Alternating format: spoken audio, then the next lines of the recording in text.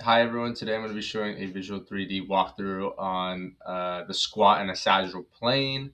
The reason why I'm doing this is to kind of show my biomechanics skills, kind of get better at learning and interpreting and explaining it to others. I hope this video can be useful to people who watch it, and I'm hoping it's a good resource out there. As I believe Visual 3D has good resources online, especially with their wiki, which I will link down below. I don't think it has a lot of very modern day sources, especially for people who are primarily using Visual 3D and are doing biomechanics. So I will be showing a deep squat of a participant who's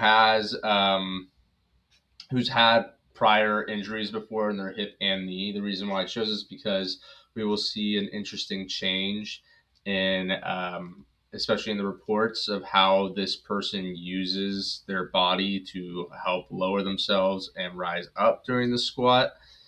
So yeah, if you guys have any questions, let me know. And I'm hoping this could be a useful resource for people out there in the future. So if we go here to signal and events, all right, so here's our participant. Let me increase the video size. Awesome. Great. So this is, I'm going to play, so the idea I'm going to do first is I'm going to play the video fully real quick. It's going to be five squats. And then after that, I'm going to break it down from descending, isometric, and ascending, trying to explain what's happening in each phase. And then we're going to compare it to the graphs and the reports and see, kind of try to align those together so people who are trying to interpret and analyze biomechanical data can get a better understanding. So I'm going to play it, and maybe I'll just do half of it because you guys don't need all the squats. So the model itself is a little funky because this participant I've had, don't mind these markers. They kind of help with this pelvis normalization we have in our model. But in this model specifically, this participant's, for some reason, Visual 3D made the hips very huge, so I had to change the scales. It shouldn't affect the results that we'll see. But sometimes Visual 3D has this quirk where it will just change segment sizes. But if you guys don't know, usually the anatomical marker placement kind of defines what the model would look like. And it might be a little larger on the crest. This was also recorded using Qualisys. So as we saw here, let's just go back real quick and I'll play it through. So we're coming down, coming back up. There we go. And so now let's break it down. I'm actually going to take off these markers. I don't think we need them.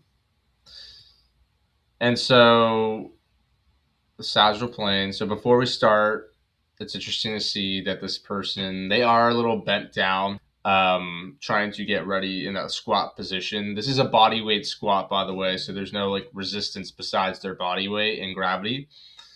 It's interesting to see that their left leg has more ground reaction force at the very beginning, but we'll kind of break it down. So let's start. I'm gonna do front view and I'm gonna do the front view and I'm gonna do the side view because I like looking at both perspectives. So as we come down, start descending, our participant is going to have gravity acting on its body as well as us ourselves. And there's going to be an external flexor moment that's acting upon our body. At the same time, we're going to have an internal extensor moment resisting that external flexor moment, right? So at the same time, we're going to be lengthening our quads. The hamstrings are going to help stabilize. We're going to have visually what we can see here is there's going to be hip flexion, knee flexion, and some dorsiflexion. So as we go down, you can see it's very deep in the squat itself. It's a very deep squat. But what we can also see is that the ground reaction force, if we come back up, the ground reaction force is behind the knee joint center. So it's also creating that an external flexor moment that's trying to drive our knee down. And so as we come back down to that descending phase where we're eccentric, our quads are lengthening, we're having increased dorsiflexion, our plantar flexors are going to be used, and we're going to have increased hip flexion. We're going to be also having power absorption at the same time because our center mass in our whole body is trying to absorb the ground reaction forces coming out.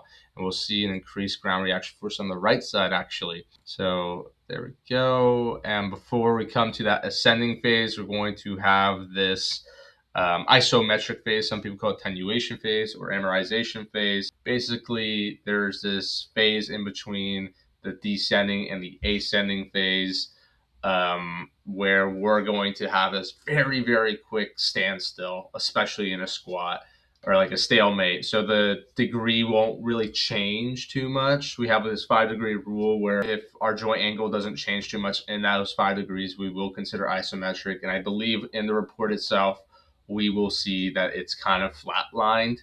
And there's no change in a positive or negative or flexion and extension.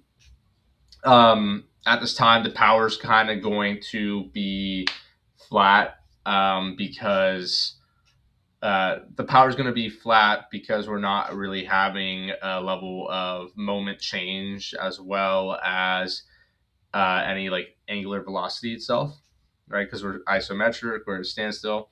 So coming back up, ascending. Here we can see the ground reaction force actually starts to lower.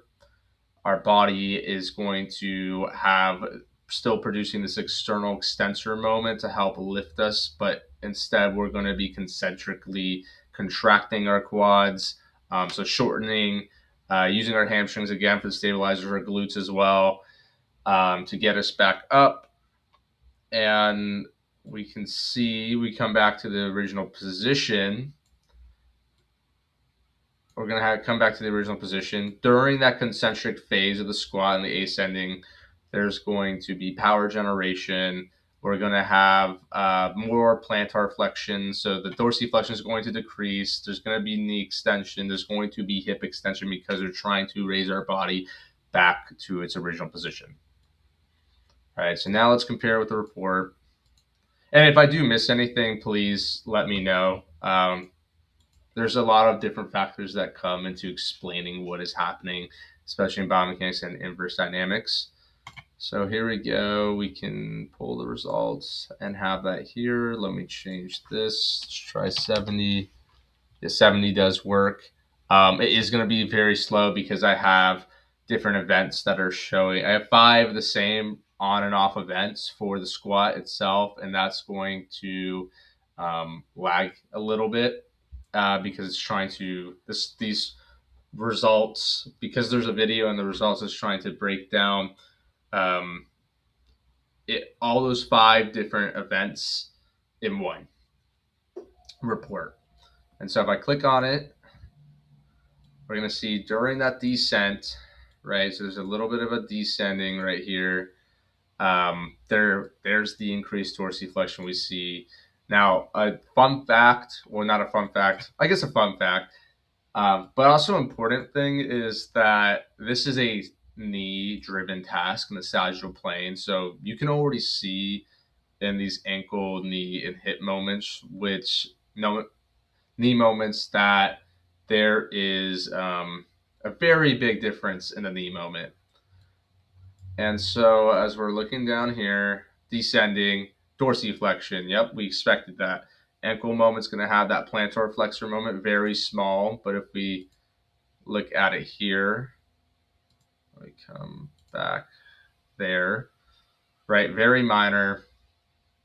And how I kind of mentioned before, we saw that there was this larger ground reaction force at the very beginning as we were unweighing before we started descending. And you can see the same thing in here.